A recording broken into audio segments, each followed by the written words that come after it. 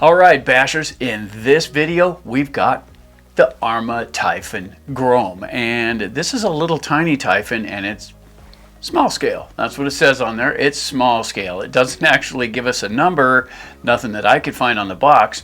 It's just small. And that's fine. You know, these things, I've heard a lot about these, and from the guys at the hobby store, we find out that the Granite, the first one out, had some issues. Reportedly, this one is supposed to have some of those issues solved, and this sold for $139.95. And we have all of the Typhons here. We have the 3S, we have the TLR, we have the 6S Typhons, and we really like those here. For us, the Typhons are the flyers. They're the ones that rip around really good in groomed areas, and they fly really good when you get them off the ground. And this is supposed to be in that paddock. It's supposed to be one of those cars. Now, we do understand that it's smaller, and that's cool. You know, in this video, we're going to get this out of the box. We're going to show you what you get, and we'll just see what's in there, and then we're going to take it out and test it. And since this is a Typhon, it's going to get tested like the rest of them. We're not going to hold back, and we're going to see what it can do. And we do understand the price point, so we don't need to hear about that. We understand what we're doing here and what it is. But if it's going to be badged as a Typhon, it needs to handle like a Typhon. It needs to be a Typhon. And so we're going to go ahead and run it properly. I understand this one is brushed and it's really fast, so that'll be a great advantage. So we'll take it out and test it, then we're going to come back and we're going to ask our 4 questions. And if you watch the channel, you know what they are. Is it fun? Is it durable? Is it worth the money? And what's the total points here at the channel? I'm really excited for this one. Check this out.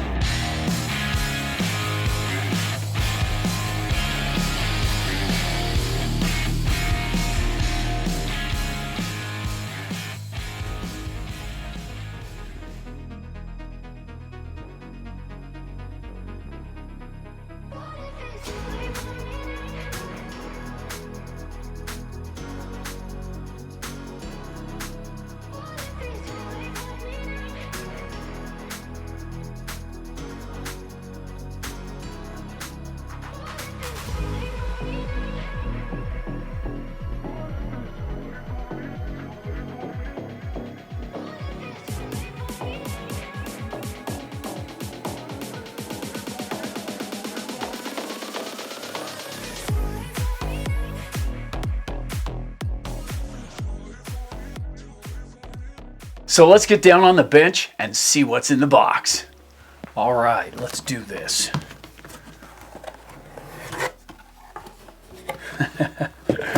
Cool. All right. Now you're going to have a look at this. So check this out. That's pretty cool. Oh, it's loose in there. Check this out now. Look at that. It certainly does look like a Typhon, doesn't it? Look at the paint job on that. Isn't that cool? The tires and everything. The wheels are a slightly different design, but pretty much the same thing. Let's look at the chassis here. Look at that. Real nice. And I don't see any hood clips, but I do see a little button right here. So let's push the button, and it comes up. That was easy. Very nice.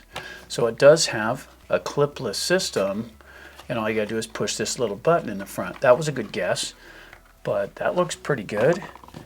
And deep inside of here, you can see the motor here. We've got what looks like a combo unit right there. So speed control, be my guess, and radio in the same setup. And look at there. It does have a 30C battery in it. So it comes with the battery and everything. It looks like a real solid design. It feels really rigid. So let's get up close and have a look at it. All right, so here's the little guy right there. Really cool looking. It's pretty cool, I gotta tell you. That does look pretty neat. It is small, and that's to be expected. Still, it does come with the SLT2, and this is a very basic radio, but it does have the cutoff in the back. So right here, you'll be able to turn it down to 50%, turn it to 70%, or 100% throttle right there. You've got your reversing right here, power switch there, and some fine-tuning stuff on the front. Just like all of the other Spectrum radios, the spring tension is pretty nice, and it feels a little tiny in my hand, but so did the SLT3. So we'll see how this works out, and this is what's really cool. Horizon Hobby bought Losi, and Losi always sent batteries for the transmitter, and now Arrma's doing the same thing, and they've been doing this for a little while. So it's nice that those were in there. You don't have to buy those along with it. It does have the battery in the car, and I believe that's a 2S battery that's in there, and it's 30C. And here's the charger for it, and it's a simple little thing that you just plug in, and my understanding is it should charge the battery in just about an hour for slow charging, and it does have a pretty small connector on it, but this is kind of neat. Take a look at that. That's the new multi-tool, and it's got a driver on this end here, and it's got Allen replacements here, so you can swap out the Allens in this end, and it gives you basically a screwdriver looking thing to play with when you're working on your car. That's pretty neat right there, and it does have the clips that go with it for adjusting the shock absorber as far as the spring tension goes. These little clips go on there to adjust that. And then, of course, the manual, and this will have all the part numbers and all the stuff that you're going to need. If you break something, the numbers for the parts will be in here, and this will walk you through the basics on how to set it up. If you have problems getting your radio to sync or whatever, all that information will be in here to get you up and running as soon as possible. Be sure not to lose the manual, because that is your key to everything. So when you have a question, look in the manual first. Usually it's covered in there. So I want to take a look at the body, and it's tiny, but it is pretty cool, and the paint on it, they had a blue one too. I kind of like the look of the red one. We don't have a lot of red RCs here, so we got the red body for that. But take a look at this. It's pretty clean in there, really. When you take a good look at that, it's nice and clean. It's got a heat sink on the motor. I haven't played with that particular combo yet as far as the ESC and all that goes. I don't see any fins on that. Hopefully that won't overheat, and with such a small motor it probably won't. And the nice thing is, for $139 you get the LiPo too. The tires look pretty good for traction. The arms, we'll see how they hold up. It does feel pretty good on the spring tension, so we'll see how it handles and all that good stuff. So that's pretty much what you get in the box. Now it's time to take it out and test it. Check this out.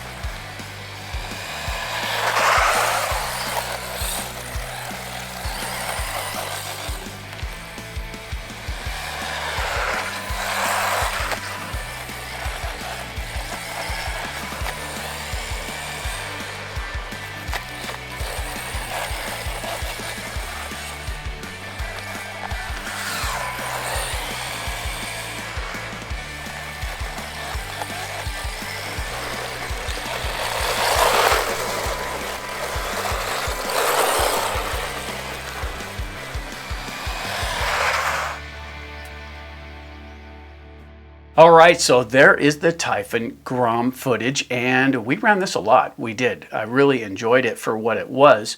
We're into the larger scale stuff here, so this is definitely entry level.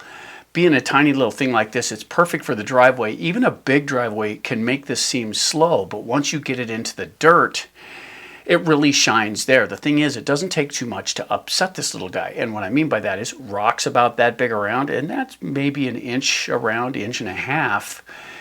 Stuff like that, or weeds. It doesn't take a very big weed at all to upset this thing. And the problem is with the design and style of this, which is inherent to the Typhons, once you get it upside down, it stays there. You're going to do a little walking to pick it up. We didn't show you a lot of those upside down moments because once you've seen one or two, you've seen them. It is what it is. It flips over, stays on its top, you walk over and flip it back over. But that's partially because of the size, scale, and design. That's pretty much how that works with this.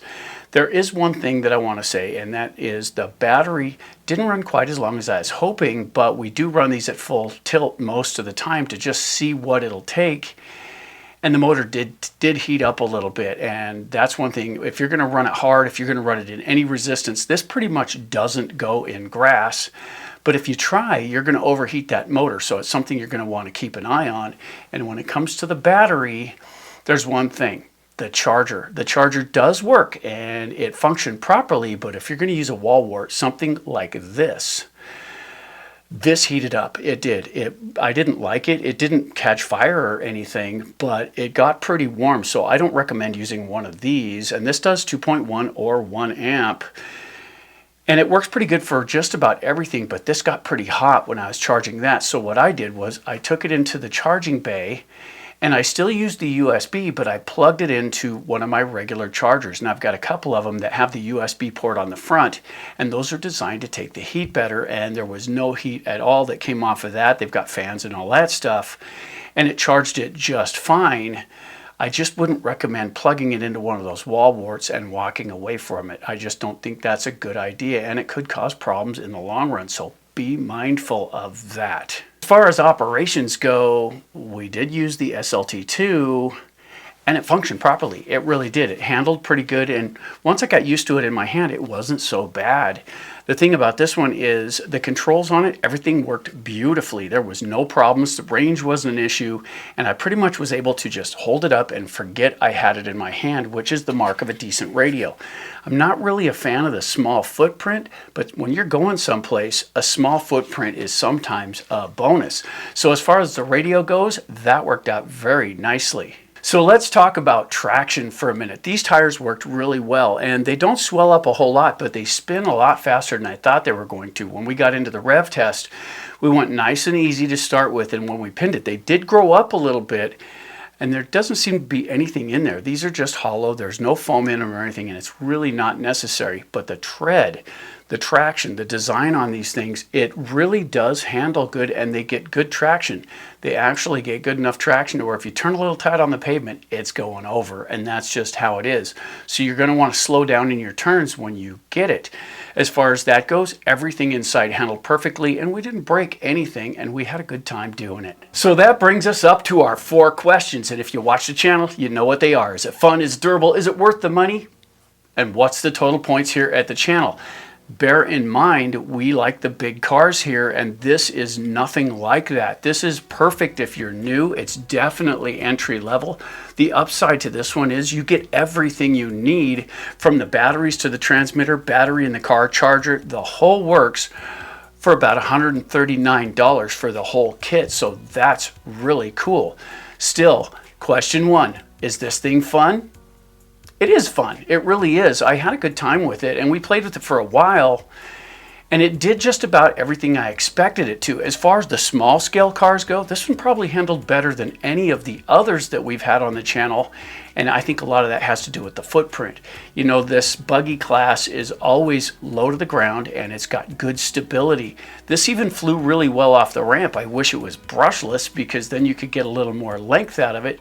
But with all the impacts that we had, we hit all kinds of stuff. Down trees, we hit the edge of asphalt, we got flips, tumbles, cartwheels, rocks, weeds, everything. We ran into all of it, And this handled it, so that was awesome. I did have a good time with it, but going after it when it flips over or bumping into something and just getting stuck kind of took some of the rose off of that for me. And so being that is the case, we're still going to give this one 8 out of 10 for fun, because if this is your scale, this is a good one. And what can you say about durability? I mean, we ran it hard. We hit everything we intended to hit with it. We ran it through stuff that was brutal. And at the same time, this held up beautifully. Of course, we didn't have any sudden stops other than the log that we ran into, the edge of asphalt, that kind of thing. We didn't hit any trees or anything like that, but still, this doesn't weigh much. It's a pretty light vehicle, so it'd be hard to break it in the first place. But if you did come down bad, if you came off the ramp and came down on a corner, or you hit something solid like the edge of the steps, a post, fire hydrant, any of that stuff, I'm not sure would hold up to that. But we had absolutely no problems with this one, and I'm happy to say we're going to give this one 10 out of 10 for durability, because it is a tough little car. And then, of course, there's question 3, value. Is this thing worth the money? Yes, it's worth every penny. We've had no issues with this. You get absolutely everything you need, and it's only just under $140 for the entire setup, charger included. So we're going to give this one 10 out of 10 for value, because it is worth it. And that brings us up to question 4. What's the total points here at the channel? Well, for the scale and size of it, knowing what it is, and of course it's going to have good points, you can already count that, but does it compete with the big ones? Absolutely not. Still, for its scale and size and what it is, knowing what you're going to get, we're going to give this one 28 out of 30, and that is a really good score for something this size. So if you haven't already, don't forget to bash that like button and help our content spread. You know, these little guys, every now and then it's cool to get one here at the channel, because it gives us a chance to remind ourselves what it's like when you're beginning the hobby. You know, these would be perfect for a small area to race in. They're very controllable, and I think it would be an absolute blast to get out there and run against other Groms. I think it would be absolutely fantastic to do, and getting our hands on one of those is really neat. Now, the question is, do we leave it the way it is? Because we only adjusted one item, and that was we added 2 of the collars to the shocks in the back just to get the ride even, and it controlled a little better. So as you set your car up, don't forget those adjusters for the shock springs are in there. But other than that, we didn't change anything. Everything drove the way it was supposed to, and we're really glad we have one here at the channel. If you guys have anything you'd like to add to this video, please feel free to get down in the comments below and help others along the way. For AJ Jam Studios, I'm AJ saying, keep bashing.